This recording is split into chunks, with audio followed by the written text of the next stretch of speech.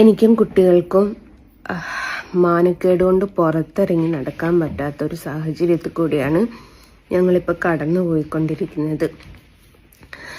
മറ്റൊന്നുമല്ല, ലസിത പാലക്കൽ ഒരുപാട് കാലമായി നിരന്തരം എന്നെ ഫോക്കസ് ചെയ്തിട്ട് എന്നെ ടോർച്ചർ ചെയ്യുന്നുണ്ട്. അപ്പം ഞാൻ 18ഓളം ആൾക്കാരുടെ പേരിൽ പീഡന കേസ് കൊടുത്തു എന്നും ഞാൻ ഒരു ഹണി ട്രാപ്പുകാരിയാണ് എന്ന് പറഞ്ഞിട്ടാണ് ലസിത പാലക്കൽ സ്ഥിരമായിട്ട് എൻ്റെ പേര് വരെ മെൻഷൻ ചെയ്തിട്ട് ഡെയിലി വീഡിയോ ചെയ്യുന്നത്. അപ്പോൾ കഴിഞ്ഞ ദിവസം ഞാൻ സ്റ്റേഷനിൽ പോയിട്ട്, ഞാൻ മാത്രമല്ല മക്കളും അരുണും ഒക്കെ സ്റ്റേഷനിൽ പോയിട്ട് പരാതി കൊടുത്തിട്ടുണ്ടായിരുന്നു. കാരണം ഞങ്ങൾക്ക് പുറത്തിറങ്ങി നടക്കാൻ പറ്റുന്നില്ല. എല്ലാവരും എന്താണ് കേസ്, ഇനി ആരുടെ പേരിലാണ് കൊടുത്തത് എന്നുള്ള രീതിയിലും ഇതെൻ്റെ കുഞ്ഞുങ്ങളെ ബാധിച്ച് അവരുടെ വിദ്യാഭ്യാസത്തെയൊക്കെ ബാധിക്കുന്ന ഒരു മട്ടിലുമായിട്ടുണ്ടായിരുന്നു. അപ്പോൾ ഞാൻ അവിടുന്ന് എസ്ഐനോട് പറഞ്ഞു, ഇതെനിക്ക് FIR ഇട്ട് തന്നേ പറ്റൂ എന്ന് പറഞ്ഞു. അപ്പോൾ അവർ പറഞ്ഞു സൈബർ ക്രൈമാണ്, നമുക്ക് കോടതിയിലേക്ക് കൊടുക്കാനാണ് ഓപ്ഷൻ എന്ന് പറഞ്ഞു. സാജനെ അറസ്റ്റ് ചെയ്ത സമയത്ത് അപ്പം ഞാൻ ചോദിച്ചു, സാജനെ എങ്ങനെ അറസ്റ്റ് ചെയ്തു? ഒരു സ്ത്രീയോട് അപമര്യാദയായി പെരുമാറിയത് കൊണ്ടല്ലേ സാജനെ അറസ്റ്റ് ചെയ്തത്? ഹണി റോസിന് എങ്ങനെ നീതി കിട്ടി? അപ്പോൾ സാധാരണക്കാരായ ഞങ്ങളെപ്പോലുള്ള ആൾക്കാർക്ക് നീതിയും നിഷേധമൊന്നും ഇല്ലേ എന്ന് ചോദിച്ചു. അപ്പം ഞാൻ അവിടുന്ന് സ്റ്റേഷനിൽ നിന്ന് പറഞ്ഞിട്ടുണ്ടായിരുന്നു, ഇത് FIR ഇട്ട് കിട്ടിയിട്ടില്ല വെച്ചാൽ ഞാനും എൻ്റെ മക്കളും ആത്മഹത്യ ചെയ്യുമെന്ന് പറഞ്ഞിട്ടുണ്ടായിരുന്നു. ഞങ്ങളുടെ മുമ്പിൽ വേറെ ഒരു വഴിയും ഇല്ല. കാരണം ഈ സ്ത്രീ എന്തിനാന്ന് എനിക്കറിയില്ല, നിരന്തരം എൻ്റെ പുറകെ നടന്നിട്ട് എന്നെ വളരെയധികം അപമാനിക്കുക ചെയ്യുന്നത്. അത് എന്തോ ഒരു സൈക്കോ പോലെയാണ് ആ സ്ത്രീ പെരുമാറുന്നത്. അതേപോലെ തന്നെ ഇന്നലെയും ആ സ്ത്രീയും ഇപ്പം കൂടെ പ്രിയ എന്ന് പറഞ്ഞിട്ടുള്ള ഒരു സ്ത്രീയും കൂടി കൂടിയിട്ടുണ്ട്. അതേപോലെ ഷഫീന ബീബി, ഇവർ 3 പേരോടും. അപ്പോൾ ഒരു മനുഷ്യന് സഹിക്കുന്നതിനും പൊറുക്കുന്നതിനൊക്കെ ഒരു ലിമിറ്റേഷൻ ഉണ്ട്. ആ ലിമിറ്റ് എന്നോട് വിട്ടുപോയി.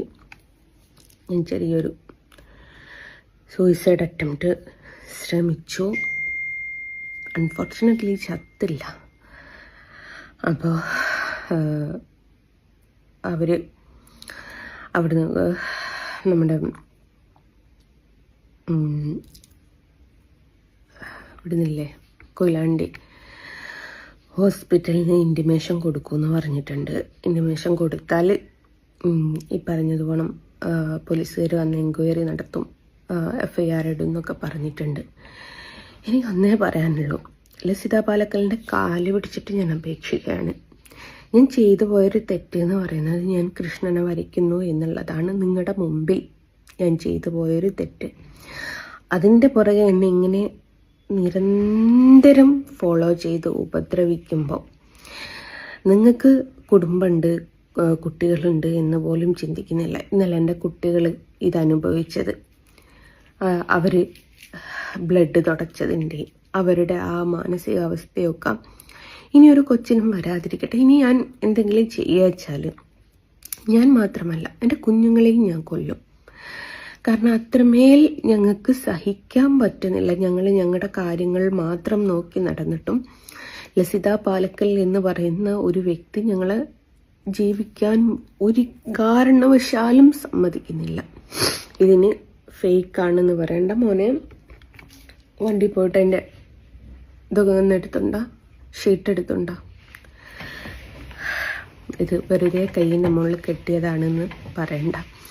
എനിക്ക് സമൂഹത്തിനോടൊന്നേ പറയാനുള്ളൂ, ഈ RSSലും BJPയിലും ഭരിക്കുന്ന ഈ ലസിത പാലക്കൽ എന്ന് പറയുന്ന താടക ഞങ്ങളുടെയും എൻ്റെയും എൻ്റെ മക്കളുടെയും മരണം കണ്ടിട്ട് മാത്രമേ ആ സ്ത്രീ അടങ്ങുകയുള്ളൂ എന്നുള്ള രീതിയിലാണ് ആ സ്ത്രീ ഇപ്പം നിന്നുകൊണ്ട് നടക്കുന്നത്.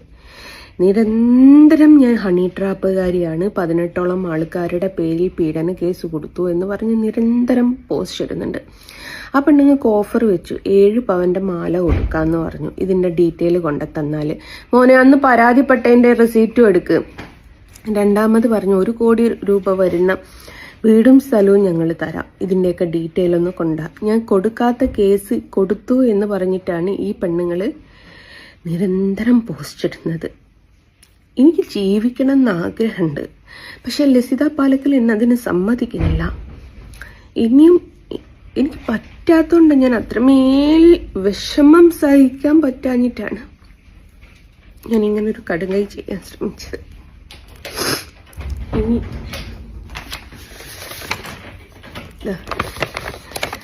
ഇന്നലെ ഹോസ്പിറ്റലിലായിരുന്നതിൻ്റെ സകല ഷീട്ടുകളും കാര്യങ്ങളുമാണ്. വെറുതെ പറയല്ല, താലൂക്ക് ഹോസ്പിറ്റലിലാണ്. താലൂക്ക് ഹോസ്പിറ്റലിൽ നിന്ന് ഇൻറ്റിമേഷൻ പോയിട്ടുണ്ട്.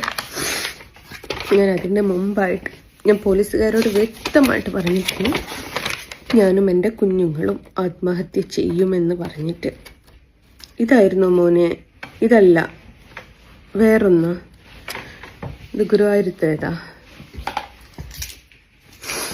അപ്പോൾ ഞങ്ങൾ 2 ദിവസങ്ങൾക്ക് മുമ്പ് പോയിട്ട് പരാതി കൊടുത്ത. ഞാൻ പ്രത്യേകിച്ച് പറഞ്ഞു, എനിക്ക് പുറത്തിറങ്ങി നടക്കാൻ പറ്റുന്നില്ല, ആത്മഹത്യ അല്ലാതെ വേറെ വഴിയില്ല.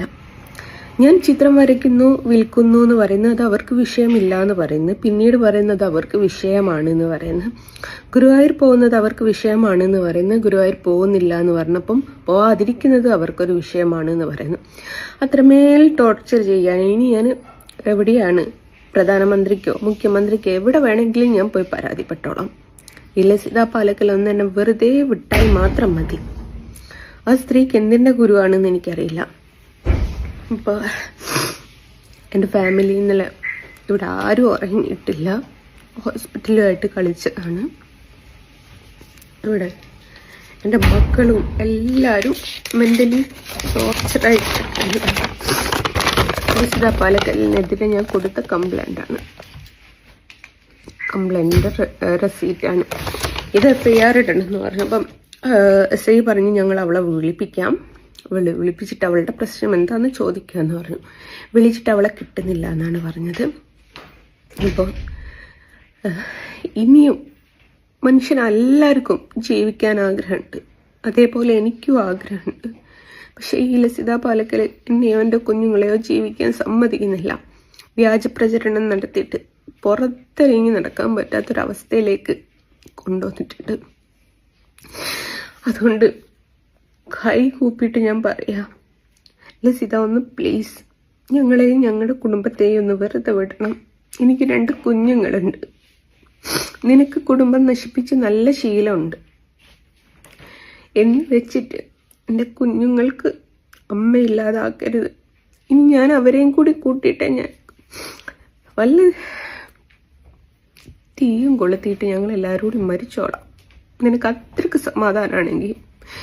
2 വർഷത്തോളമായി ഇപ്പം ഈ ലസിതൻ്റെ ടോർച്ചറിങ് ഞങ്ങൾക്ക് തുടങ്ങിയിട്ട്.